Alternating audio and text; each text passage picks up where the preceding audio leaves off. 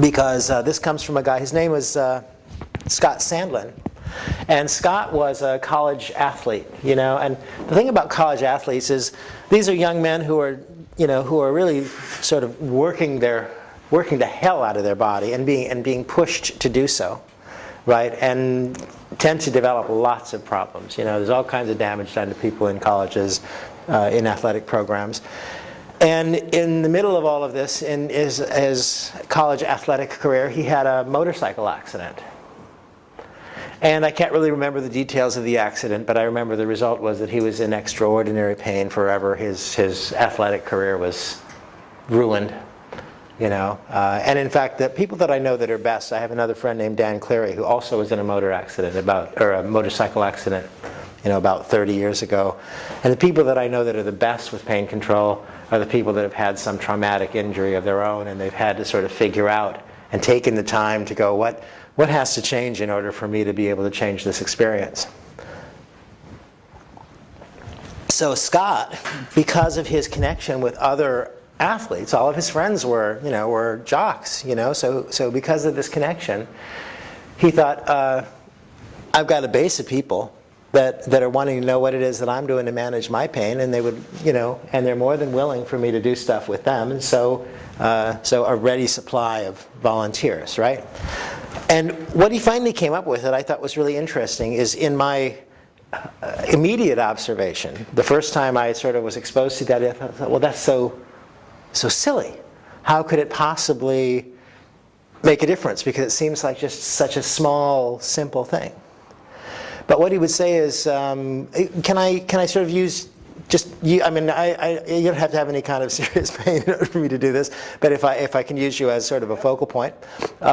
So what he would ask is if you could put that pain, well, first of all, can you make a symbol of that pain? Question number one. Do you have any chronic pain or anything? I had a bit of lower back pain. It's not too bad today. Uh-huh. Okay. It's charcoal grey. Okay, well, he can ask you to describe it. I appreciate that you can, but I don't need you to describe it to me. If I were doing this as a hypnotic process, I might, because then I would start modifying those elements the way I had described earlier. But Scott's process is even simpler than that. It's just like make a symbol of the pain, and what I'm going to ask you is, and can you put that symbol in my hand?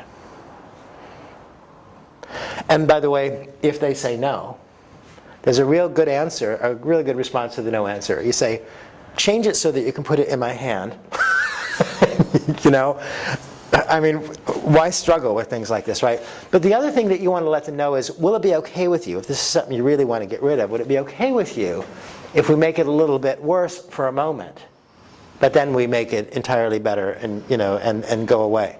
Because if they've been in serious chronic pain, they'll be willing to allow that, right? So there it is in my hand. Now again, what you notice is it's out here in my hand. By the way, you might notice as you observe what's happening here is she's already separated herself from it. It's out here in my hand. So if it was originally located somewhere in her body, there's a level of dissociation that's already occurred that she may or may not be experiencing yet.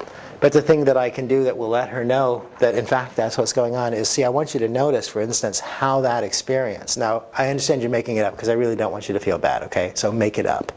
But you can notice how that experience intensifies as this comes closer to you. And it does. And by the way, you don't really want to be in this symbol.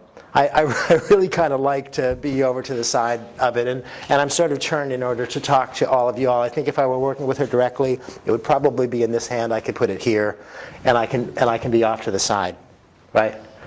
But you notice that it becomes more intense. Now that will teach them about submodalities, whether they're thinking about that or not. That closer means worse. It is, isn't it? So now here's what I want you to notice. Watch this.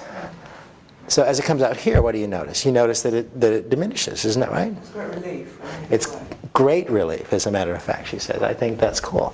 In fact, I'm a little challenged as to what to do with this. Do you mind if I take it over this way somewhere? Because is it pretty distance from you now, isn't it? So what if, there's a window over here. Can you hear? Yeah. Okay, because it's out. Now, at break time, you'll want to go out probably the back door. Because I wouldn't want you to get any on you, out there. But just something as silly as that. In my own office, I'll walk into the toilet and and flush it or something, or any number of things. The first time Scott did this, he did it with a group of psychotherapists in a seminar room like this, but I mean like psychotherapists, right? And so he put it out in the hall, and then break time came, and the group actually stopped and had some consideration. Well, we can't go out there. So, like I said, psychotherapists. So they had to send one of them as a representative of the group to go out there and gather it up again so that they could find a new way to dispose of it so that it would be okay for them to actually take their lunch break. I mean, they invented crazy.